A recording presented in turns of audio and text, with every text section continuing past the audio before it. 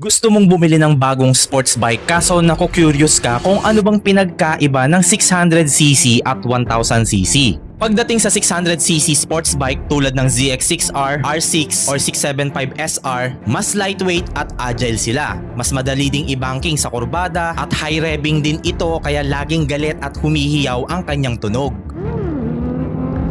Linear lang din yung power output nito kaya hindi ka mabibigla sa pag-throttle mo. In fact, kaya nitong mag 0 to 100 kph in just 4 seconds. Pero still beginner friendly pa rin ang mga 600cc sports bike. Pero pagdating sa 1000cc, ibang usapan na yan. Kumbaga sa Ghost Fighter, para ka nang nasa mundo ng mga halimaw. Yung mga motor tulad ng H2 or Panigale B4S, kaya nilang mahit yung 0 to 100 kph in just 3 seconds lang. At kaya nilang sumagad sa 300 kph o higit pa. Yung mga ganitong klaseng motor hindi pwede sa mabibigat ang kamay dahil isang maling galaw mo lang siguradong may kalalagyan ka. Pero hindi naman kita tinatakot. Nowadays kasi yung mga 1000cc super bikes ay meron ng mga riding aids na pwede kang tulungan para mapatakbo sila ng mas safe. Pero still malaking challenge pa rin sa'yo kung 1000cc agad ang kukunin mo lalo na kung wala ka pang sapat na karanasan dahil hindi talaga sila beginner friendly. Ikaw, anong pipiliin mo? 600cc ba or 1000cc?